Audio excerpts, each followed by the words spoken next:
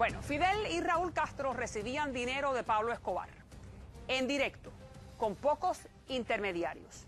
Eso es lo que dice Popeye, la mano derecha de Pablo Escobar. Nunca antes nadie lo había dicho tan claro ni con tanto conocimiento de causa. Desde los 70 muchos lo han venido diciendo, pero nadie ha podido comprobarlo, que los hermanos Castro estuvieron involucrados en el narcotráfico. Hoy un alto oficial de la escolta de Fidel Castro está con nosotros. Se llama el teniente coronel Juan Reinaldo Sánchez. Era un hombre de extrema confianza de Fidel, a tal punto que le llevaba el diario personal de Fidel Castro. Y Sánchez dice que él sí oyó hablar del tema del narcotráfico. Pero antes vamos a escuchar a Popeye para que usted vea lo que Popeye dice.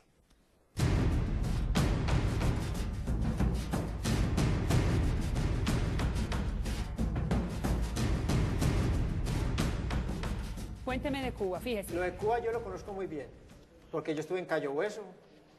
Nosotros encaletamos la cocaína que entraba de Cuba a Cayo Hueso, la encaletamos en Kendall, en Hialeah, en Boca Ratón, que usted sabe que en Boca Ratón pues, es el barrio de los ricos de Miami. Sí.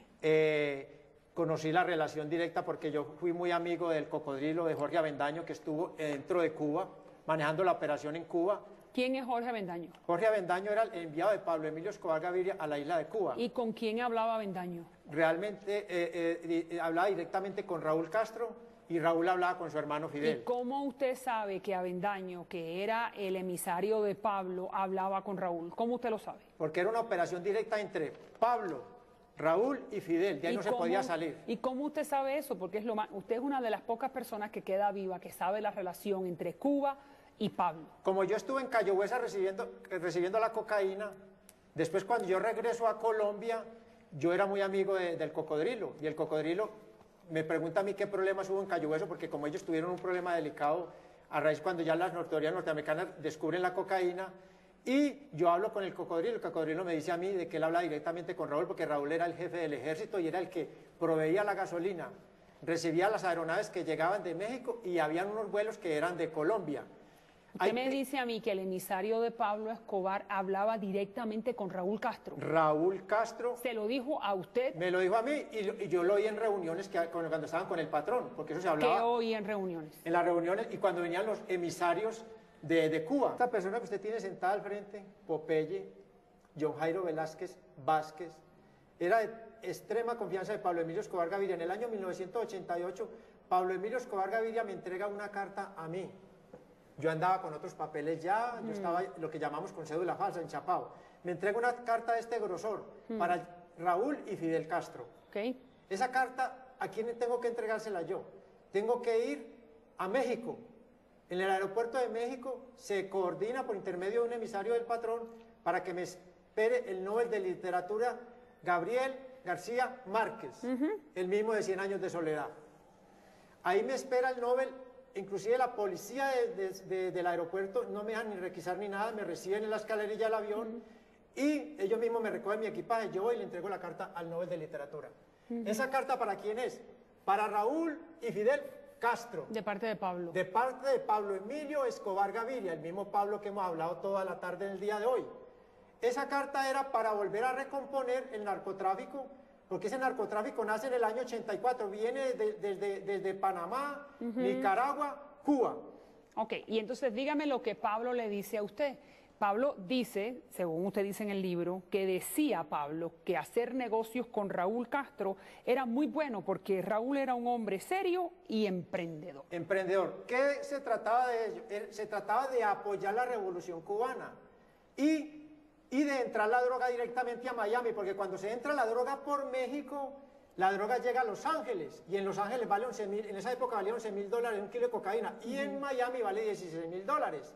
Y también se trata, la ruta es costosa, porque tienen que ver los mexicanos, claro. Pero el patrón mandaba por un lado y por el otro, porque también hay vuelos desde Colombia que llegan directamente a Cuba, pero ¿cuál era la cosa que el patrón buscaba con Raúl? El patrón buscaba que Raúl le consiguiera los similares a los Sting, los Tierra Aires. Claro, pero vamos, quedémonos nuevamente en la relación entre Pablo y Raúl. ¿Cómo a usted le consta Porque el gobierno cubano ha dicho muchas veces que el autor de todo el narcotráfico era el general Ochoa y que por eso terminó en el paredón. ¿Cómo a usted le consta que Raúl hablaba con Pablo? Yo nunca oí al patrón hablando de general Ochoa, siempre hablaban de Raúl y Fidel. Y cuando venían los emisarios eran de parte de Raúl y Fidel. Y no creo que hayan dos Raúl y dos Fidel Castro Rus Entonces usted nunca oyó hablar del general Ochoa. No, solo hablaban de Raúl y Fidel, era lo que se hablaba ahí. El general Ochoa lo manejaba era Raúl, que ese era el puente para ellos manejarlo. Pero el que proveía, el que ordenaba proveer el combustible para las aeronaves que llegaban de Colombia y de México era Raúl. ¿Cómo usted lo sabe? Porque me lo contaba el cocodrilo a mí. ¿Y el cocodrilo quién era otra vez? El cocodrilo era el enviado de Pablo Emilio Escobar Gaviria a la isla de Cuba a hablar directamente con Raúl y con Fidel. Ellos proveían el combustible para las lanchas rápidas entre Cuba y Cayo Hueso. ¿Dónde está el cocodrilo ahora? El cocodrilo está muerto. El cocodrilo muere en Costa Rica. Pero después de que él estuvo preso y salió en libertad y muere en Costa Rica. Pablo Escobar era una mente privilegiada. Lo que están haciendo los narcos hoy en el año 2012, Pablo Escobar lo pensó en el año 1988, que era que los rusos le prestaran un submarino para inundar de cocaína a los Estados Unidos de Norteamérica a través de los hermanos Castro. No se pudo concretar esa operación, pero era para meter 30, 40, 50, 60 toneladas de cocaína. Con un submarino. Con un submarino. ¿Y por qué no se concreta esa operación? Porque hubo mucho emisario y mucha cosa. Razón viene, razón va. A lo último no pudieron convencer a los rusos de que prestaran el submarino. Popeye es el último que queda vivo de ese grupo de lugartenientes de Pablo Escobar que sabe de la relación entre Escobar y los cubanos.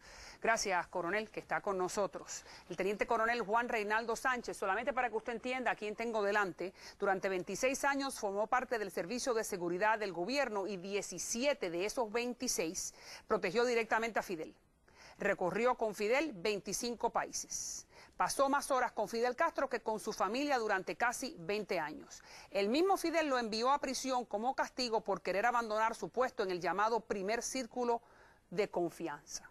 Llegó a Miami por México en el 2008 y aparte de eso fue por muchos años el encargado de llevar el diario personal de Fidel Castro. Muchísimas gracias, teniente coronel, por estar con nosotros. Usted es la persona ideal para preguntarle.